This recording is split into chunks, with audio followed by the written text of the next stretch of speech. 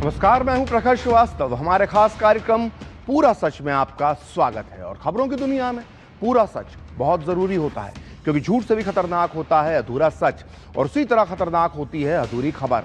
इसलिए हर खबर का पूरा सच हम आपको बताएंगे, वो भी तथ्यों, तर्कों और सबूतों के साथ। तो आइए बिना देर किए देखते हैं पूरा सच।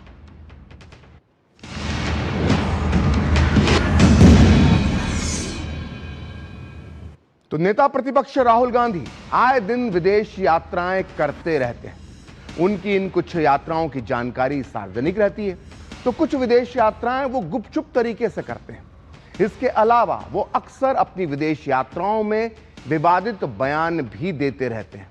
ये सब कुछ पिछले 16 साल से आराम से चल रहा था, लेकिन अब बीजेपी ने इसे एक बहुत बड़ा मुद्दा बना दिया है। बीजेपी ने राहुल गांधी की विदेश यात्राओं पर होने वाले खर्चे पर सवाल उठा दिए।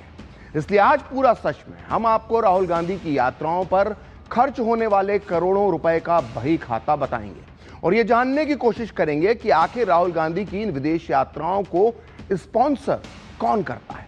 इसके अलावा हम आपको राहुल गांधी के उन विवादित दोस्तों से भी मिलवाएंगे जिनके साथ राहुल अक्सर विदेशों में नजर आते हैं। लेकिन दिक्कत यह है कि राहुल के ये दोस्त अपनी भारत विरोधी विचारधारा के लिए जाने जाते हैं। तो आइए नेता प्रतिपक्ष राहुल गांधी की विदेश यात्राओं का जानते हैं पूरा सच, पूरे विस्तार के साथ। तो लोकसभा में नेता प्रतिपक्ष राहुल गांधी की विदेश यात्राएं हमेशा ही विवादों में रही हैं, लेकिन अब विदेश यात्राओं की फंडिंग पर भी सवाल उठने लगे। बीजेपी प्रवक्ता संबित पात्रा ने राहुल गांधी की विदेश यात्राओं को लेकर गंभीर वित्तीय और सुरक्षा संबंधी सवाल उठाए। उन्होंने दस्तावेजों के आधार पर यह दावा किया कि राहुल गांधी ने पिछले 22 साल में 2004 से 2026 के बीच अब तक कुल 54 विदेश यात्राएं की हैं, जिन पर अनुमानित तौर पर 60 करोड़ रुपए खर्च हुए हैं। संबित पात्रा ने बॉटम अप मॉडल का हवाला देते हुए कहा कि राहुल गांधी की घोषित आय और उनकी यात्राओं के खर्चे में भारी अंतर है, क्योंकि राहुल गांधी के हलफनामे के मुताबिक पिछले 10 साल में उनकी जो घोषित आय है वो 11 करोड़ के आसपास रही है। तो इन यात्राओं का खर्च किसने उठाया, ये बीजेपी पूछ रही है। संबित पात्रा ने कहा कि राहुल की ज्यादातर यात्राएं रिकॉर्ड पर हैं, जिनके सबूत उपलब्ध हैं, लेकिन इन यात्राओं की फंडिंग के सोर्स सार्वजनिक नहीं है। उन्होंने कहा कि राहुल की कई यात्राएं अनडिक्लेयर्ड और सीक्रेट ट्रिप्स भी थी, जिनमें ओमान, दुबई, वियतनाम और इटली जैसी यात्राएं शामिल हैं। तो पहले आप सुनिए संबित पात्रा ने राहुल की विदेश यात्राओं को लेकर क्या खुलासे किए, फिर हम आपको बताएंगे इन यात्राओं का बही खाता।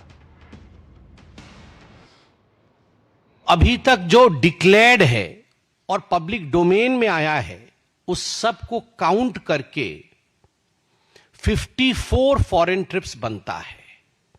22 वर्षों में पब्लिक लाइफ में रहते हुए 54 टाइम्स राहुल गांधी जी विदेश यात्रा पे गए। तो विदेश यात्रा रही, द ट्रिप्स आर पब्लिक, ये पब्लिक ट्रिप्स है, but funding trial is not public. सबसे बड़ी बात है कि ट्रिप्स पब्लिक है, फंडिंग पब्लिक नहीं है। कुल मिलाकर के 10 वर्षों में, विगत 10 वर्षों में, 10 असेसमेंट ईयर में राहुल गांधी जी की आमदनी थी 11 करोड़ रुपए। 11 करोड़ रुपए की आमदनी, 60 करोड़ रुपए फॉरेन ट्रिप में खर्चा। तो बीजेपी ने राहुल गांधी की विदेश यात्रा पर तीखा हमला करते हुए उनकी विदेश यात्राओं का रिकॉर्ड जनता के सामने रखा है। बीजेपी नेता संबित पात्रा ने बताया कि राहुल गांधी ने अपनी दर्जनों विदेश यात्राओं में करोड़ों करोड़ रुपए खर्च किए हैं, जिनमें America, Italy, United kingdom, Germany, Vietnam, Cambodia, Singapore, Bahrain, Maldives, Qatar, UAE की यात्राएं शामिल हैं।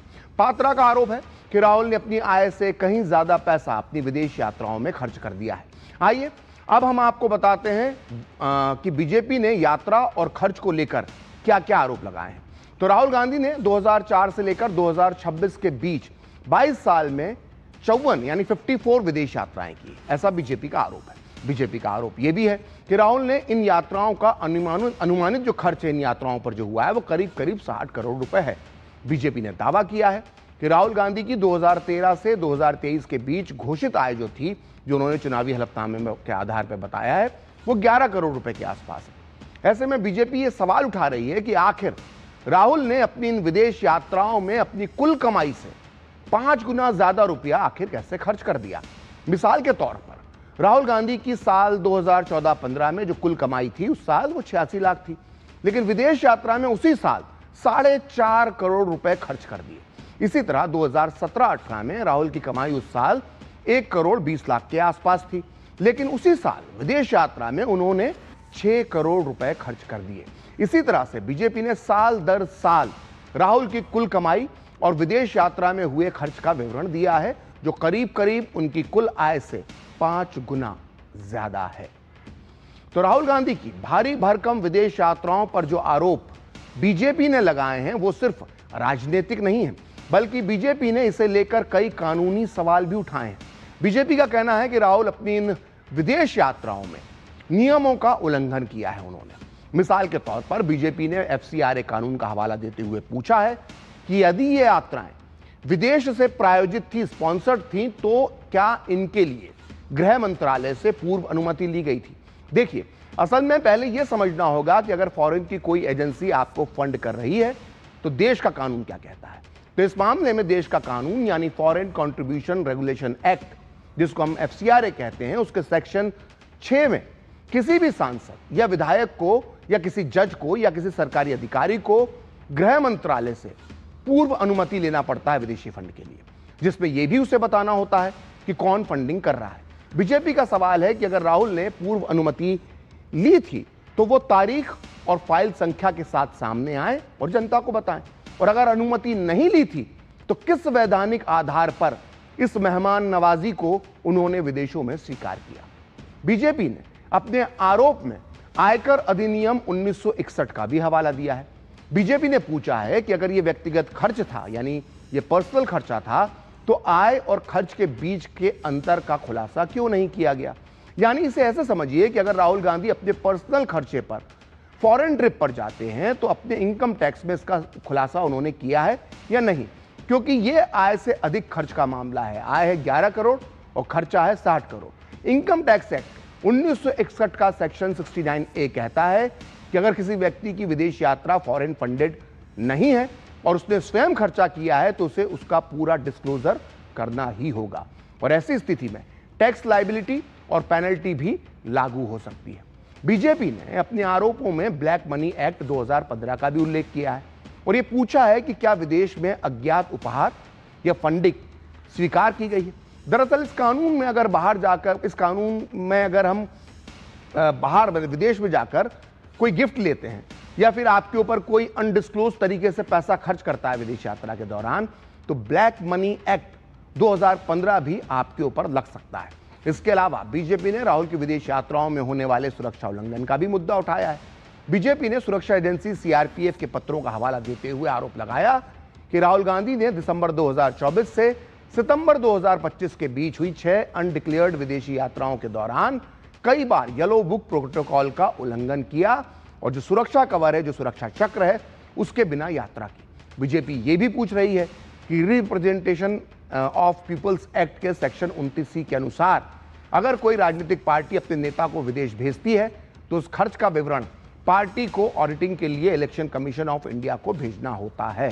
क्या ऐसा कोई विवरण भेजा गया है? इसलिए बीजेपी प्रवक्ता संबित पात्रा ने FCRA, इनकम टैक्स और ब्लैक मनी एक्ट के तहत कानूनी सवाल उठाते हुए कांग्रेस से फंडिंग, MHA अनुमति और बैंक रिकॉर्ड और ऑडिट दस्तावेज सार्वजनिक करने की मांग करते हुए 5 सवाल पूछे। आप भी सुनिए बीजेपी के वो 5 सवाल। क्या FCRA सेक्शन 6 का परमिशन राहुल गांधी जी ने ये 54 जो फॉरेन यात्रा हमने लेजर में बताया है उसमें लिया था? दूसरा, अगर नहीं लिया था, पर्सनली गए, तो bank statement, credit card, forex purchase trail वो कहां है, वो दिखा दीजिए। थर्ड, सेक्शन 29(6) में INC, इंडियन नेशनल कांग्रेस का वो लाइन इलेक्शन कमीशन में दिखा दीजिए जहां आपका खर्चा कांग्रेस वहन कर रही है। Fourth, income tax entry section 69A के अंतर्गत आपने इनकम टैक्स में ये डिस्क्लोज किया है, दिखा दीजिए। फिफ्थ और सबसे लास्ट में जो 6 अननेम्ड ट्रिप है CRPF लेटर मल्लिकार्जुन खड़गे को 10 सितंबर 2025 को, क्या उसमें ओमान वाला ऐड करने योग्य है, यह भी आप बता दीजिए। अगर ओमान ऐड करने वाला नहीं है तो उसका आप पूरी तरह से आइटमाइज्ड फंडिंग स्टेटमेंट आज शाम तक आप दीजिए। हालांकि बीजेपी के सवालों का सीधा जवाब देने के बजाय कांग्रेस ने इसे देश के असली मुद्दों से ध्यान भटकाने की कोशिश करार दिया है। आप भी सुनिए कांग्रेस नेता जयराम रमेश ने इस मामले में क्या कहा। Diversions being created by Mr. Sambit Patra and the BJP. The real issue is the economic collapse that is tearing the country. The real issue is the setbacks after setbacks our foreign policy is receiving. Those are the real issues. So all this is to take attention away from that and to talk about Mr. Rahul Gandhi's foreign trips in the past. Mr. Patra should find better topics on which to stake his claims to being a minister. वैसे तो राहुल गांधी अक्सर विदेश यात्रा करते रहते हैं, लेकिन उनकी सबसे ताजा विदेश यात्रा है ओमान की। राहुल ने अपनी इस यात्रा के बारे में किसी को बहुत ज्यादा जानकारी नहीं दी थी, लेकिन 3 मई को जब वो ओमान पहुंचे तो कथित रूप से मस्कट में घूमते हुए उनका एक वीडियो छोटा सा 6-7 सेकंड का वायरल हो गया। उसी समय सोशल मीडिया पर आम लोगों ने राहुल गांधी की पार्ट टाइम पॉलिटिक्स पर सवाल उठाते हुए कहा था कि अगर जब देश में 5 बड़े राज्यों के नतीजे आने वाले हैं तब राहुल क्यों इस तरह से विदेश में घूम रहे हैं। वहीं बीजेपी ने भी आज इस ओमान यात्रा पर राहुल से सवाल पूछे हैं। बीजेपी का सवाल है कि इस ओमान यात्रा का मेजबान यानी होस्ट कौन था और इसकी क्या एफसीआरए से अनुमति ली गई थी, अगर ली गई थी तो वो कहां है, और इनकी यात्रा का, राहुल गांधी की यात्रा का मकसद क्या था, यह बीजेपी ने पूछा है। किस उद्देश्य से वो ओमान गए, वहां वो किससे मिले, देश के विरोध में उन्होंने क्या बातें की, क्या षड्यंत्र उन्होंने रचा। ऐसा नहीं है कि भारत की सरकार छोड़ देगी। ये नया भारत है, चारों तरफ सिक्योरिटी कैमरे लगे हैं, एक एक चीज की गिनती और हिसाब हो रहा है। आज तो हमने एक छोटा सा लेजर जारी किया है, मगर कागजों की भरमार है और तथ्यों की भरमार है, छोड़ा नहीं जाएगा। ओमान में जो मीटिंग हुई है, जो निकोबार प्रोजेक्ट इत्यादि, अभी ग्रेटर निकोबार प्रोजेक्ट चल रहा है, जिस ग्रेटर निकोबार प्रोजेक्ट के लिए एक बहुत बड़ा कोहोर्ट चाइना के साथ मिल करके भारत के इंटरेस्ट को किस प्रकार दबाया जाए, उसमें राहुल गांधी का क्या रोल है, आप देखते जाइए, अभी खुलासे होंगे। आपको क्या लगता है ये मोदी जी की सरकार है? आप जाके मस्कट में कहीं छुप करके, आप जाके किसी अनडिस्क्लोज लोकेशन में छुप करके मीटिंग करेंगे भारत के विरोध में? आप हो सकते हैं देशद्रोही, मगर हम भी धुरंधर हैं। दरअसल विदेश यात्रा को लेकर राहुल गांधी पर जो आरोप लग रहे हैं वो कोई नए नहीं है। उनकी विदेश यात्राएं अक्सर उनके विवादित बयानों की वजह से चर्चा में रहती हैं। इतना ही नहीं, विदेश यात्राओं के दौरान राहुल गांधी जिन लोगों से मिलते हैं या जिन मंचों पर वो बैठते हैं वो भी सवालों के घेरे में है।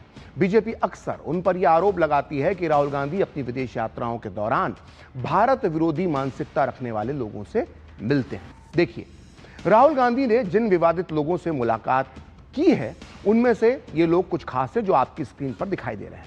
इनमें सबसे पहले नाम आता है अमेरिकी सांसद इल्हान उमर का। अपनी अमेरिकी यात्रा के दौरान राहुल गांधी ने भारत विरोधी रुख रखने वाली, पाकिस्तान परस्त और मजहबी कट्टरपंथी मानसिकता रखने वाली अमेरिकी सांसद इल्हान उमर से मुलाकात की थी। इल्हान उमर ने 2023 में प्रधानमंत्री मोदी के अमेरिकी संसद के संयुक्त सत्र में दिए गए संबोधन का भी बहिष्कार किया था। इसके अलावा राहुल गांधी ने अमेरिकी यात्रा के दौरान भी OCCRP से जुड़े बांग्लादेशी पत्रकार मुशफिकुल फजल अंसारी से मुलाकात की थी। पत्रकार अंसारी लंबे समय से भारत विरोधी लेख प्रकाशित करते रहे, यहां तक कि यूएन में वो केजरीवाल की जब गिरफ्तारी हुई थी उस पर सवाल उठाकर भारत को बदनाम करने की नापाक साजिश भी रच चुके हैं। इसी तरह राहुल ने 2022 में ब्रिटेन की लेबर पार्टी के नेता जेरेमी कोर्बिन से मुलाकात की। कोर्बिन भारत से भयंकर नफरत रखते हैं, इसके लिए वो पहचाने जाते हैं। वो कश्मीर के अलगाववाद की पैरवी करते हैं और खुले तौर पर सनातन धर्म के खिलाफ बयान देते रहते हैं। राहुल गांधी के दोस्तों की लिस्ट में CNN की पत्रकार सुमनिमा उदास का नाम भी शामिल है। नेपाली मूल की सुमनिमा भारत के खिलाफ कई बार लेख लिख चुकी हैं, यहां तक कि वो भारत के हिस्से को नेपाल का बताने की जरूरत भी कर चुकी हैं। वो दिल्ली को बलात्कार की राजधानी यानी रैप कैपिटल बता चुकी हैं। 2022 में राहुल गांधी सुमनिमा उदास की शादी में शामिल होने के लिए खास तौर से नेपाल की राजधानी काठमांडू गए थे। वहीं बीजेपी बार बार राहुल गांधी और कांग्रेस के जॉर्ज सोरोस से गठजोड़ का मुद्दा उठाती रहती है। दरअसल जॉर्ज सोरोस के करीबी सहयोगी सलील शेट्टी फरवरी 2023 में भारत जोड़ो यात्रा के दौरान राहुल गांधी के साथ हाथ मिलाकर चल रहे थे। सलील शेट्टी ओपन सोसाइटी फाउंडेशन के उपाध्यक्ष रहे हैं। ओपन सोसाइटी फाउंडेशन के संस्थापक जॉर्ज सोरोस ही हैं, जो अपने भारत विरोधी एजेंडा को लेकर पूरी दुनिया में जाने जाते हैं। इसके अलावा राहुल गांधी सोरोस से कनेक्शन रखने वाली सुनीता विश्वनाथन और विजय महाजन से भी मिलते हैं। सुनीता विश्वनाथन वही हैं जो इंडियन अमेरिकन मुस्लिम काउंसिल जैसे कट्टरपंथी संगठनों के साथ कई कार्यक्रमों की मेजबानी करती रहती है। इसी संगठन पर पाकिस्तानी खुफिया एजेंसी ISI के साथ साठगांठ का आरोप भी है। सुनीता को हिंदुत्व की विचारधारा का कट्टर विरोधी माना जाता है। विदेश यात्रा के दौरान राहुल गांधी से मिलने वालों में अमेरिकी राजनयिक डोनाल्ड लू का भी नाम है, जिन पर नेपाल और बांग्लादेश में सत्ता परिवर्तन करवाने के आरोप हैं। वहीं राहुल गांधी के साथ पाकिस्तानी प्रोफेसर कमल मुनीर भी नजर आ चुके हैं, जिन्हें पाकिस्तानी सरकार का एक बहुत बड़ा सम्मान, जिसे हम कहते हैं तमगा इम्तियाज, मिल चुका है। यही वजह है कि बीजेपी प्रवक्ता संबित पात्रा का आरोप है कि राहुल गांधी ने कई मौकों पर विदेशों में न सिर्फ देश के विरोध में बातें कही हैं, बल्कि देश के विरोधियों से मुलाकातें भी की हैं। आप भी सुनिए उन्होंने क्या कुछ कहा। जगह तो नेशनल सिक्योरिटी को लेकर उन्होंने देश के विरोध में बातें कही हैं, कुछ जगह तो बिल्कुल स्पष्ट है वो बातें क्या कही हैं। उससे भी एक नेशन के इमेज बिल्डिंग पर धक्का पहुंचता है जब वो कहते हैं कि अभी सरकार इस प्रकार की है जिस सरकार का मुस्लिम ब्रदरहुड जैसा व्यवहार है। जब वो कहते हैं कि यह सरकार डेमोक्रेसी नहीं है और सारे वेस्टर्न नेशंस को एक हो जाना चाहिए, इंक्लूडिंग अमेरिका, क्योंकि भारत में डेमोक्रेसी नहीं है और वहां डेमोक्रेसी लाने का प्रयास करना चाहिए, तो ये सरकार विरोधी है और सिक्योरिटी का विषय है। नहीं, घोषित ट्रिप में वो इल्हान ओमर से मिले। इल्हान ओमर से जो मिलने की तस्वीरें हैं वो आप सबने छापी है। घोषित ट्रिप में वो किन किन लोगों से मिले हैं? सोरोस की कंपनी के लोगों से मिले हैं, सोरोस से मिले हैं घोषित ट्रिप में। तो आप सोचिए, घोषित ट्रिप से जब देश के विरोधियों से मिले हैं तो अघोषित ट्रिप पे वो किन से मिल रहे हो? तो राहुल गांधी के सिर्फ विदेशी दोस्त ही सवालों के घेरे में नहीं है, बल्कि राहुल गांधी के विदेशों में दिए गए बयानों पर भी कई बार सवाल उठते हैं। 2023 में राहुल गांधी लंदन की यात्रा पर गए थे, जहां उन्होंने जर्नलिस्ट एसोसिएशन नाम के संगठन की तरफ से आयोजित कार्यक्रम में भारत के लोकतंत्र को लेकर सवाल उठाए थे और उन्होंने ये भी कहा था कि लोकतंत्र की रक्षा का दावा करने वाले अमेरिका और यूरोप इसे सब कुछ चुपचाप देख रहे हैं। आप भी सुनिए राहुल गांधी का वो विवादित बयान। How would you react if something, a structure 3.5 times Europe suddenly went non-democratic, right? That's happened already. That's not something that is going to happen in the future. That's already happened. But there's no reaction. And you know, if we're talking about Europe, that's the thing that shocks me. There's no reaction, right? And of course, there are reasons for there not being a reaction. There is sort of trade and there's money and stuff like that. But Indian democracy is a public good. And if you're looking at the democratic, the democratic structure, it is the single most important public good. It's the largest. It's 3 or 4 times the size of the United States in terms of numbers. Same with regards to Europe. So the surprising thing is that the so-called defenders of democracy, which are the United States, European countries, seem to just be oblivious that a huge chunk of the democratic model has come undone. इसी तरह से राहुल गांधी ने America के दौरे पर भारत की चुनावी प्रणाली पर, जिस पर पूरी दुनिया गर्व करती है, उस पर कई सवाल उठाए थे। बोस्टन की ब्राउन यूनिवर्सिटी में राहुल ने महाराष्ट्र विधानसभा चुनाव जो उस समय हुए थे उसका जिक्र करते हुए चुनाव आयोग पर निष्पक्षता के साथ समझौता करने के आरोप लगाए थे। उन्होंने कहा था कि भारत का चुनाव आयोग कॉम्प्रोमाइज्ड है और उसके सिस्टम में कुछ तो बहुत गलत चल रहा है। आप भी सुनिए राहुल गांधी का एक और विवादित बयान। It's very clear to us that the election commission is compromised. It's very clear that there is something very wrong with the system. We've said it. We've said it publicly. I've said it multiple times. I've said it in press conferences. तो पूरा सच में वक्त है एक break का और break के बाद बताएंगे विदेशी धरती पर राहुल ने कब कब की चीन की तारीफ।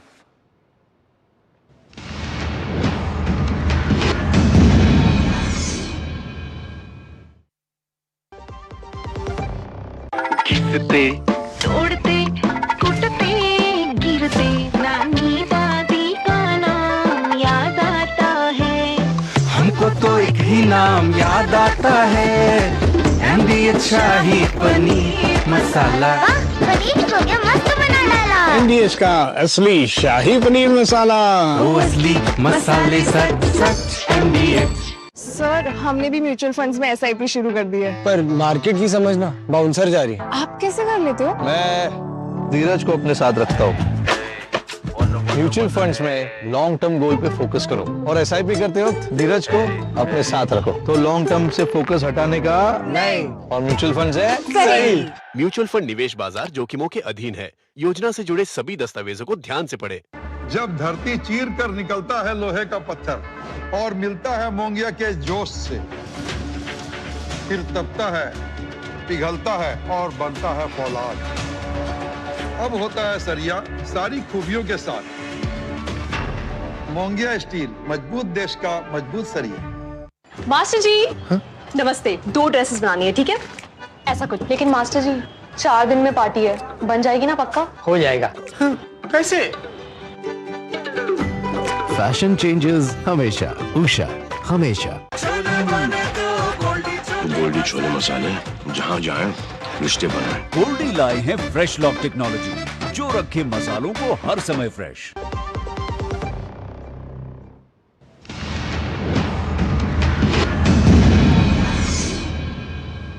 तो ब्रेक के बाद पूरा सच में आपका फिर से स्वागत है। और विदेशी धरती पर जाकर राहुल गांधी जहां एक तरफ भारत के लोकतंत्र और हमारी संवैधानिक संस्थाओं पर सवाल उठाते हैं, तो वहीं दूसरी तरफ वो विदेशी धरती पर अक्सर चीन की तारीफ में कसीदे भी पढ़ते हैं। 2023 में उन्होंने बेल्जियम में चीन की उत्पादन क्षमता की तारीफ की थी। वहीं 2024 में उन्होंने अमेरिका में कहा था कि भारत में बेरोजगारी है, लेकिन चीन में बेरोजगारी की समस्या नहीं है। Not everywhere on the planet has an employment problem. Okay? The West has an employment problem. India has an employment problem. But there are many countries in the world that don't really have an employment problem. China certainly doesn't have an employment problem. Vietnam doesn't have an employment problem. So there are places on the planet that are not struggling with unemployment. It is pretty clear that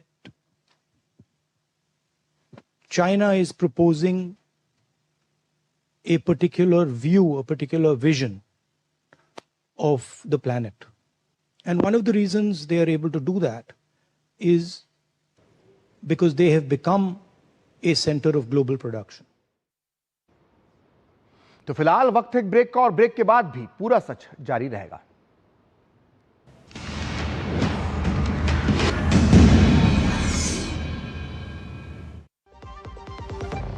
खाने में मेरी queen के लिए क्या है?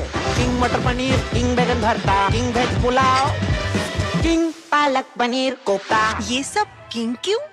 क्योंकि ये सब बना है MDH किचन किंग से का बॉस। MDH किचन किंग, असली किचन किंग। MDH। मास्टर जी नमस्ते, 2 ड्रेसेस बनानी है, ठीक है? ऐसा कुछ। लेकिन मास्टर जी 4 दिन में पार्टी है, बन जाएगी ना पक्का? हो जाएगा। कैसे? फैशन चेंजेस हमेशा, उषा हमेशा। बड़ी बहू ये तुम्हारी नाम। इतनी भी क्या जल्दी थी? अरे और छोटी ये तुम्हारे नाम और ये मेरी गुड़िया के नाम। पर दादी हाँ आपके नाम? सब कुछ मैंने बैंक, लॉकर, फिक्स डिपॉजिट सब में इन्हें ही तो नॉमिनी बनाया है। कल जब मैं ना रहूं तब पैसे मिलने में इन्हें आसानी हो। शुभ शुभ बोलो। क्या? RBI कहता है जानकार बनिए, सतर्क रहिए। बीमारी उम्र देखकर नहीं आती, इसलिए हेल्थ इंश्योरेंस बहुत जरूरी है। पॉलिसी बाजार ऐप पर 1 करोड़ का हेल्थ इंश्योरेंस सिर्फ 550 रुपए महीने से शुरू। गोल्डी छोले मसाले, जहाँ जाए रिश्ते बनाए। गोल्डी लाए हैं फ्रेश लॉक टेक्नोलॉजी, जो रखे मसालों को हर समय फ्रेश।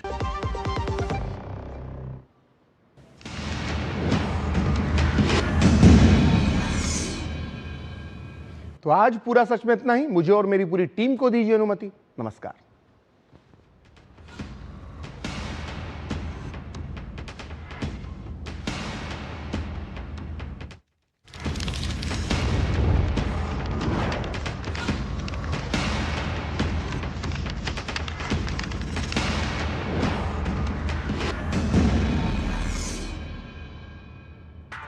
पूरा सच